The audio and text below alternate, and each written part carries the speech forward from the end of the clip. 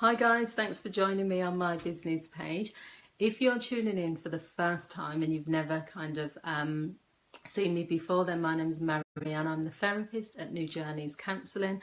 I specialise in providing counselling to couples and also to individuals with relationship problems, but I also work with individuals where there is depression, it could be work-related stress, other types of stress, and generally I do some general counselling as well. I do work with teenagers as well and children, and you can find all my details on my page, so I don't want to talk too much about that. So in today's video, what I wanted to talk about are 4 types of relationships that are more likely to succeed.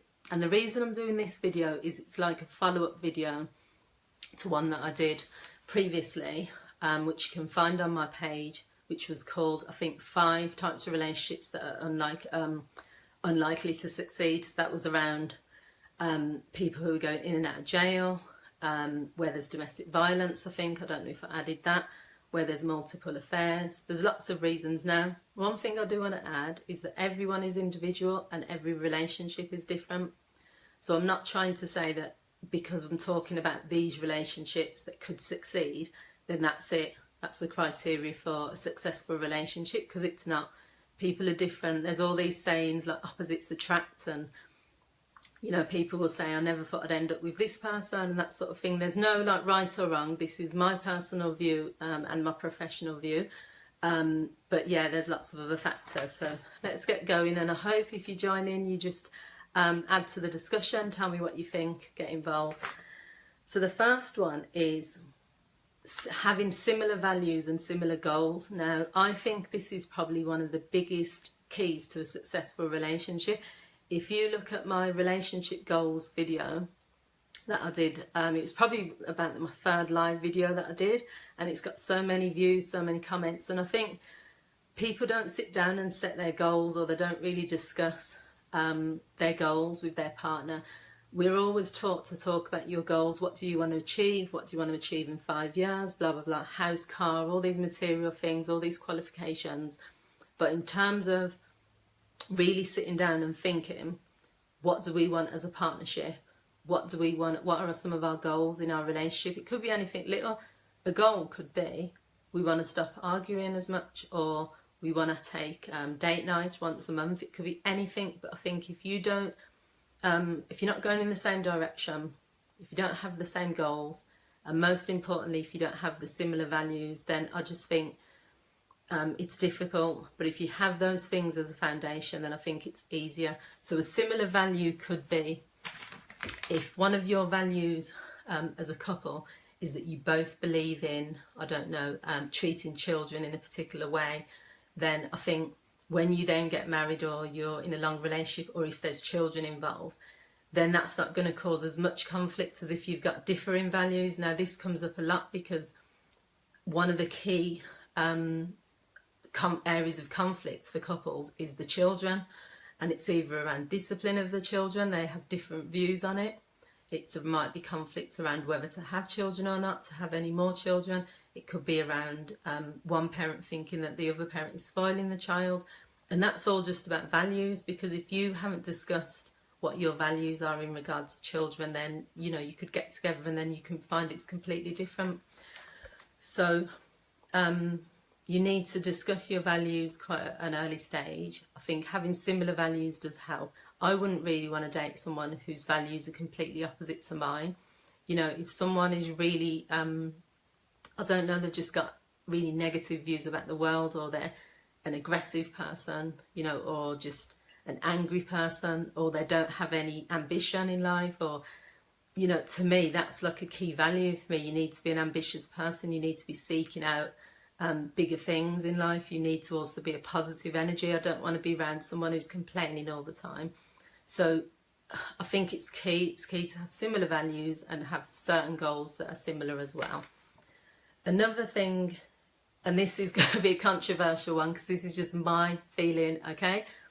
I'd like to hear what people have to say on this, because I know when there's been discussions on Facebook, people have kind of had differing views. My belief is that age does matter when you're dating someone, and I'm just saying this. An example is, I've got friends who are probably in their 30s and 40s, and they're dating people in their late 40s, 50s, and that's not even a massive difference. But my feeling, it's just my opinion, because of that person being much, much older and much more like sensible and a bit more, I don't know, in a different stage in their life, it impacts on like the younger person. It's like when people say, like, if you're a cougar or an older woman and you date a younger man, that young person brings out the joy and brings out the adventurous, childlike side of you. And it's similar with older, I'm just being honest. Even I think 10 years older, 10 or more years older, if you're dating someone, your relationship can be successful, but I think there are probably going to be different life journeys that you're going on. And I just think also you're going to either have to become like they want you to be, like more mature, or they're going to have to become like younger, if you like. Because I don't know, it's my view, and I know people are going to be thinking, well, that's not true, but I'm going with what I think. And I just personally think you're on different levels and different journeys. It's like a 30-year-old, say if a 30-year-old is dating a 40-year-old, you know what I mean? And like, I don't know, as you get older, I think the gap's different, and it also depends on the person. I'll be honest, a disclaimer is that it also depends on how young at heart the person is. But in my example that I just mentioned with a few of my friends, they've become more old, or they act more older and more mature, and they're not as fun anymore. And that's because the person they're with is really old. And I think if they were with someone their own age, or if they were with someone younger, then it would bring out their young side. I've just noticed the difference, I'm just saying that. So my belief is that if you're with someone that's a similar age to you, or even as that like young at heart, or if it's above 10 years, I think if it's more than 10 years older or younger, then I just think it's going to have more difficulties. But that's just my opinion. It doesn't mean it can't work, but I just think the difficulties are going to show at some point if it's above 10 years older or 10 years younger. Number 3, and this is like this to me is 100% has to be there, and that's sexual chemistry, sexual energy.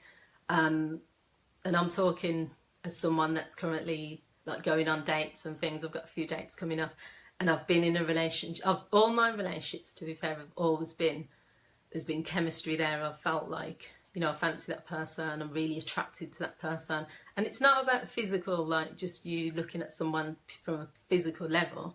Chemistry cannot be, it can't be orchestrated. You know, if you haven't got a spark between someone and you haven't got that sexual energy where you just feel close to them, it's not about sex either. It's about, you know, affection, it's about warmth, it's about energy, you know, and you can see two people and there's like electricity between them. To me, I think that's like really important. That's nothing to do with like sex, that is to do with attraction, and that's to do with energy between two people. Now you can tell the difference when you see a couple and there's no energy there. It's literally like they're not loving towards each other in that sense of like you can't guess whether they're a couple or not, or you just see that there's tension. I don't know if it's because I'm a counsellor and I just pick up on things, but body language and also just energy, I think you can feel it, you can notice it, you know, and you can just, a couple looks at the way they look at each other or the way that they're connecting.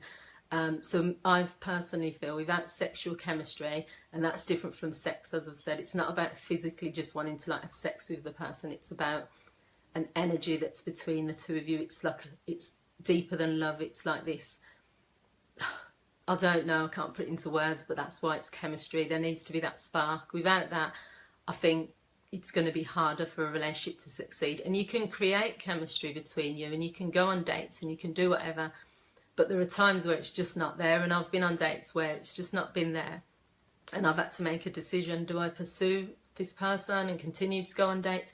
But I also think it's not very fair if you know there's no chemistry and you've been on maybe 3 or 4 dates and there's no spark. I think it's a nice thing to do to let that person go and find someone where there is that instant spark.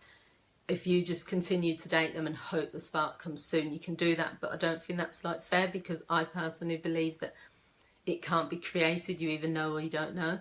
So a successful relationship, I think, is when the energy is just there. I've dated people where you just feel it, you want to be around them, their chemistry, the company, it's just good. And the final one is probably the biggest one out of all of them, really, and that's about you being able to be yourself with the person, not having to hide who you are. There are too many couples where people are having to pretend or act a certain way in front of their partner. Now, this is probably linked in with what I said earlier about when you're dating someone who's older or a bit too young. So an older person, if they're dating a young person, is going to sometimes pretend to be what they're not. He wants to go clubbing every night and he wants to go to bars, and because he's young and he wants to do this and he wants to wear these clothes, he wants to listen to this music. An older woman might date someone young and feel that they've got to pretend or act a certain way to keep him. And you can never be continuously pretending and be your authentic self and be happy. And if you're in a relationship with someone where you can't be yourself, you know, they want you to speak a certain way, they want you to act a certain way, you're always on tender hooks, you're always on edge around them, then that's not really a relationship that is going to be successful, because in the end you're just going to burst. You're just going to be like, I can't stand this. You know, it's like holding your breath in for too long. You know, maybe if you're taking a photo, you can stand there and hold your stomach in, but if you had to stand there and hold your stomach in all day, you couldn't do it. And that's what you're doing if you're in a relationship with someone and they're not letting you be you. You know, they're telling you how you should wear your hair, they're telling you how you should dress, they're telling you how to act, or they're not even having to tell you unconsciously. You're just behaving in a certain way because you feel you have to for them to love you or for them to accept you. Then that's not really a good relationship to be in, personally. So to be in a successful relationship, I'll just go through the 4. And it doesn't actually, it's not about to be in a successful relationship, it's about the types of relationships that have maybe a better chance at succeeding. Doesn't mean that outside of that they don't, because people could probably give loads of examples. Look at Beyonce and Jay-Z, I'm sure he's 11 years older.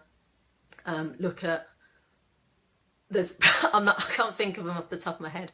There's lots of people that are like, probably don't have similar values, probably don't like different religions, who are dating outside of, you know, they're all sorts of things. So I'm not sitting here preaching or criticising or judging and saying that that won't work. I'm saying these are 4 types of relationships that I believe have a better chance of succeeding. And don't forget, 40% of relationships end in divorce. It used to be 50, now it's 40. And I believe some of these things contribute to that, because 40% is pretty high to have a divorce rate in the UK. And the reason people are getting divorced possibly could be because of they're not compatible. So the 4 things, I'll just go over them again before I end, are similar values and similar goals. The age gap being no more than 10 years above or 10 years younger. Sexual chemistry and sexual energy. Being in a relationship where you can be yourself and you don't have to hide who you are. And just, yeah, being able to laugh at silly stuff, do silly things, have fun. That was part of it. That could be number 5. Yeah, life's too short. And if you're with someone and you're not laughing all the time or most of the time, and you're not doing silly things, I don't know, like when I can think of the relationships I've had the most fun in, it's been the ones where you're just sitting there watching telly and maybe you just throw cushions at each other, or you know, for fun, or you'll laugh at the same silly things, or you'll just text each other silly stuff.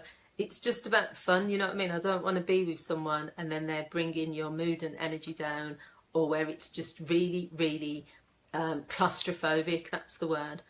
There are many couples who are living their life in that way. They're in this like composed, claustrophobic arena where there's just no connection, there's no spark, there's no energy, there's nothing left. It's just about, I'm invested here, I'm with this person, and that's how it's going to continue. And I work with some couples like that, or individuals who are in that type of relationship, and it's to try and help them to reconnect. And there are some videos on my YouTube channel, actually, before I leave, Any Journeys Counselling YouTube channel, where there are lots of videos about this sort of thing, how to reconnect with your partner, how to get better communication, how to increase intimacy. Not sure I've done that one yet. Thank you everyone for watching, and thank you for continuing to support the page. Please leave any detail, your comments below, and also if you want to make a counselling inquiry or if you want to contact me personally, all my details are below, but you can inbox and send a private message to Any Journeys Counselling Facebook page, and I'll check my messages and get back to you. Thank you for watching. Bye.